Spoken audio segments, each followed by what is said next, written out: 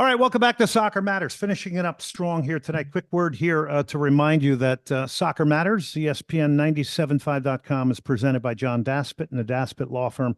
713 call now. John and his firm, personal injury attorneys. They're going to work for you 24/7 nights and weekends. And by the way, they have kept soccer on the radio here for years. So from the standpoint of soccer talk on the radio, a big, big thanks to John Daspit and the Daspit Law Firm. And with that, we're able to bring on people like this, the head coach of the Houston Dynamo. He is Ben Olsen. He joins us now. Ben, thanks so much, and congratulations on the win going back to DC. Thank you. It's nice to see you again here. Yeah, it was a good trip. It was a good trip. I'm sure. I guess we could start there. It was a little heavy. You know, there's a lot going on there. Anytime you spend 20-something years in a place, you develop a lot of relationships, coworkers. My family's from in and around there, close enough, so they're all coming down, and a lot of Houston Dynamo fans now coming to DC, or at least people that are connected to me. So a lot of people to say hi to, and over 100-something tickets. It was a lot. It was a lot, but to leave there with 3 points really made it even more special of a trip. Not necessarily about beating DC. That's kind of selfish. That's my own baggage. But the team itself needed a win, and we're in good form. We're hard to beat as of late, and in some ways it makes up for that Seattle game, that not taking all the points when we were up 2-0. So and I saw some improvements in some areas that we discussed throughout the week, and that's seeing out games and being a little grittier. Understanding game state and just making plays that matter, that equate to maximizing all the points that the performance can give you. And that's we've fell short there at times this year, and that's one area we did such a good job of last year, and we want to get back to that. We want to get back to that grittiness and that hunger to do whatever it takes to find a way to win. Dynamo manager Ben Olsen here on ESPN 97.5 Soccer Matters, presented by the Daspit Law Firm. Ben, the irony now is you've scored 5 multi-goal games in a row now. You had one with 3, you've had one with 4 now, and you have an impending DP coming in Ezekiel Ponce. Maybe you can explain that to me. Well, yeah, it's we spoke about when we weren't scoring goals. We weren't overly concerned that they weren't going to come, because again, we have this folder every day on my desk that says, we're doing the right things, we're getting in the right spots. It's a matter of time. But then, that's all fine and good. But then I think, I credit the staff to really dissect it even further and really say, okay, let's look even further than kind of that frontline data of expected goals and numbers in the box and possession and possession in their final third, entry box entry. So what now? So we really dissected it. We really worked on the training field. We really showed a lot of film on just more actions, more commitment, just more teeth to get in and make shit happen. Make stuff happen. And, I think as we showed the guys more and more that, you kind of make your own luck when it comes to goals. And a lot of it just, again, came down to actions and moving, getting to the near stick, moving them out of the way. And then making sure you're following them and being in the next lane. And then you're making that extra effort at the back post to be in a spot. So there was a lot of that. And, as we worked on it, it got a little better. The games, when we're going back in the film, we're saying, yeah, it's closer and closer. We finally score some goals. And then you start scoring goals, and what happens, right? Now there's some confidence. And now you see some reward at the end of that. And I think that's where we're at right now. So hopefully that continues. The irony is, as we scored goals, we started letting more goals up. And that was a bad trend. And that's why you saw some of these ties where we feel unfulfilled. We're scoring 2 goals, 3 goals, and we're not getting all maximizing points. Our defense is too good for that. If we score 2 goals, if we score 3 goals, we got to get 3 points. And it wasn't because we were exposed. It was more just, I think, this confidence, and I just didn't think we understood how to close up games. So this is a big data point, and I know you guys are very serious about data. 16 of the 22 goals conceded have all come in the second half. Now, what do you put that down to? Is that physical fatigue, mental fatigue, the combination of both? What is it? Well, I think, of course, that there's been times where we've been a little physically fatigued. A part of it is, again, it's a mentality to me, and a lot of those second halves, we've been up, and we've been in the lead, and we've been on the front foot, and we now get stretched or undisciplined in our principles, and that part was not good enough. Again, just getting wide open back and forth games where we're up 1-0 or up 2-1, and not understanding how to see these games out in a real disciplined way. Some of it's when you're up, teams are throwing more at you, and they're throwing forwards on, and they're coming and they're throwing the kitchen sink. So inevitably, that results in goals too on the other side if for the opponent. So again, bad turnovers, flicks, not those extra 2-3 yards to help a teammate out. What else is, you name it, set pieces. We've given up a few set pieces down the stretch. So all these things are things to continue to work on, and understand that we're still a work in progress, and we still want to get better. So the good news is you get Sebastian Ferreira off the schneid. He hits for a hat trick. He's healthy. You start him.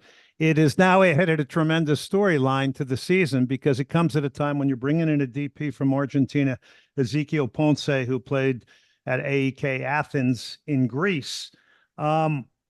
Is this team capable of carrying 2 number 9s that are DPs? What other possibilities does this open up? Because there's a lot of unknown here now with the striker position. I don't know if there's a lot of unknown. Look, we're getting Ponce for a reason. This is a guy we've identified to really kind of help us get to the next level. It's great that Sebastian Ferreira is now scoring goals and had a good game. It was a good game for him in this. The reason he's been good at training, but one of the reasons we started Sebas in this game was the field was terrible. Yes, we want to get some fresh bodies. It's a 3 weeks, but the field was terrible. So it was going to be a harder game, a more combative game than kind of if we were on an immaculate field. So there's going to be more duels, more vertical balls from us, and especially the way they play in a high pressing team in DC, where they're going to put you under. So it was a recipe for a game where there's going to be more box entries. There's going to be more service and more direct play. And I thought he did great. And we all know he can score goals. We all know that's the easy part for him. And he I think, did a pretty good job everywhere else, and connecting underneath, and his hold up play was solid. And of course, his box movement is very clever. So it gives me a new problem to figure out. But these are the problems you want as a coach, right? I mean, we coaches bitch if we don't have enough, and then you have too much, and you're complaining now. So you won't hear me complaining that we got a hot forward and a guy in Sebastian Kowalczyk who's hungry to start as well, who's done a very good job over the last month and scored some goals too, and gives us a different look. So it may be something that we change depending on who we play or who's hot, and that's all stuff. And then when Ezequiel comes, we'll sort it out from there. But he may take some time for transition. We'll see how that goes. Playing with a 9 and occupying center backs, obviously you got to have a wide game to get the best out of those center forwards. Is it still going to come mainly from your outside backs? Is that the way you're going to continue to do it, even with the impending arrival of Ponce? From our outside backs? Well, I think we get our width from Ibrahim Aliyu, and we play essentially with one winger. So of course we get width from Ibra. And then Griffin's, a very aggressive wide back. So both those guys will continue to be part of stretching defenses. And Griffin has done, I think, a really grown into the season and making better decisions, more assists, and figuring out the right balance in defending, but also being a threat. So he's getting into form. Ibra's been a handful. We still want him to get deeper into the opponent's areas and get more penalty box entries and be a real pain in the ass for defenders. And then we can overload in the middle. We can hit teams centrally too. Sebastian Kowalczyk is, you could see his evolution in that position and figuring out how to at times be a 9, play like a proper 9. Just because you're not big and strong, and you can still be a real handful and still make the movements that a traditional 9 will do. And I think he's done that, and that's one reason why we've also been able to score goals. So hopefully it comes in a bunch of different ways. Do we need to provide Ponce and Sebastian Ferreira with some service? Yeah, I mean, absolutely. And Brad Smith comes in and is a provider for us. And that's sometimes why we need a Brad Smith or a Tate to bring a left footer in to get more service for these guys. So that's going to evolve, how we look once we get a 9 and we're playing consistently with a 9, we may have to tweak things. That's part of the season. Yeah, that's interesting because you've invested a lot in center forwards. There's no question about that. We're talking to Ben Olsen, the head coach of the Houston Dynamo. Asher Mendelson, I think, is down in Mexico at that traditional Mexican swap meet of players down there. And then Pat Onstad was on recently talking about the addition of more attacking players. If I ask Ben Olsen, what type of player would that be for you? What do we need to add in the attack? What would you like to add with the knowledge that you have Ponce coming in? I like this group, but when we can add depth in attacking spots, I think it's always a nice thing to look down the bench and say, this game needs this type of player, and to have that, and it's our responsibility just to keep moving. Again, we've been really clear about not maybe doing enough in the off season to bring more competition in here, and again, it wasn't for lack of trying. Believe me, Pat and Asher, I barely see them. I mean, they're traveling the world and finding players, and they're very, very busy. And then we got a good scouting system. It just doesn't always happen at the time you want it, and sometimes being patient makes the most sense. And so now we are going to make up for that, I think, because the summer transfer window is a little bit different. There's more available. And to answer your question, can we get a winger? Can we get somebody that can give Ibrahim a spell at times and a little bit more like for like there? But again, Brad's done a great job there, and gives us a little different look. It's not his perfect position, right? But he's really kind of figured out how to help us in that role.